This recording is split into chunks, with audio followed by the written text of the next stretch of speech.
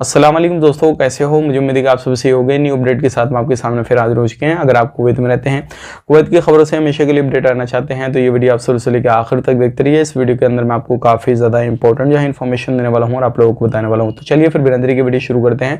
लेकिन उससे पहले मैं आपको बता देता हूँ, चैनल हमारा पहली बार देख रहे हैं, चैनल को सब्सक्राइब करें और साथ ही साथ बेल आइकन जरूर प्रेस कर दें ताकि हमेशा आपको इसी तरीके से अपडेट मिलती रहे।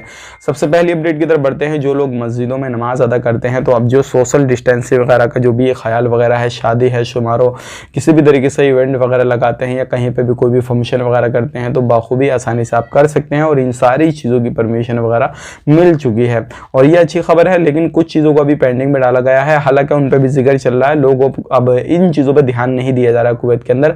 और क्यों नहीं दिया जा रहा है? क्योंकि कुवैत के हालात जो हैं अल्हम्दुलिल्लाह वो पहले से काफ़ी ज़्यादा सुधर चुके हैं और जो चीज़ें रह गई हैं अभी ओपन होने से अल्हम्दुलिल्लाह वो अगली मीटिंग जब की जाएगी, क्योंकि बहुत सारे फैसले ऐसे लिए गए जो कि पेंडिंग में डाल दिए गए, उन पर भी कोई भी फाइनल डिसीजन वगैरह नहीं लिया गया, तो उनको अगली मीटिंग जब की जाएगी तो उसमें फाइनल कर दिया जाएगा और सारी चीज़ें प्रॉपर तरीके से जैसे कोरोना से पहले चल रही थी उस तरीके से चलना शुरू हो जाएंगी। तो मस्जिद रहा, किसी भी तरीके से आपका इवेंट वगैरह करते हैं, शादी वगैरह करते हैं तो आप इंशाल्लाह ये सारी चीज़ें वगैरह वगैरह कर सकते हैं। तो अब बात कर लेते हैं अगली अपडेट की तरफ। जो अगली अपडेट आ रही है निकल के, पिछले 47 दिनों के अंदर लगभग 2700 लोगों को कुवैत से डिपोर्ट किया गया है। ये वो लोग हैं जो कि इलीगल लोग, जैसे कि आपको मालूम है पकड़ धकड़ अभी पीछे काफ़ी ज़्यादा चल रही थी, चाहे वो जलेब हो, महबूला हो या फिर कोई सा भी खैतान हो, कहीं पर भी आप रहते हैं किसी भी एरिया में तो काफ़ी ज़्यादा लोगों को वहाँ पे गिरफ्तार वगैरह किया जा रहा था और फिर उनके देश उनको डिपोर्ट किया जा रहा था। तो इस तरीके से 2700 लोगों को अलग अलग कंट्रियों में उनके देश डिपोर्ट कर दिया गया।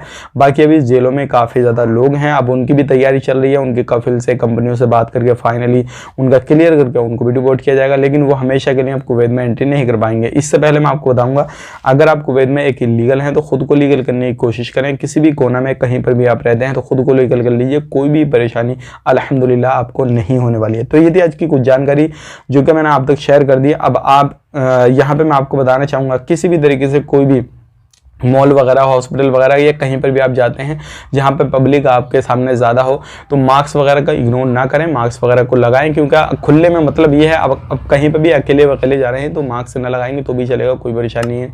लेकिन अगर आप पब्लिक में जाते हैं तो मास्क लगाना ज़रूरी है। इन चीज़ों का भी ध्यान रखना है, लेकिन अभी आप अपनी सेफ्टी के हिसाब से लगाइए। बाकी इन फ्यूचर जैसे कुछ अपडेट आएगा हम आप तक शेयर कर देंगे। आप अपना ख्याल रखें, अपनी फैमिली वालों का ख्याल रखें। Take care, bye.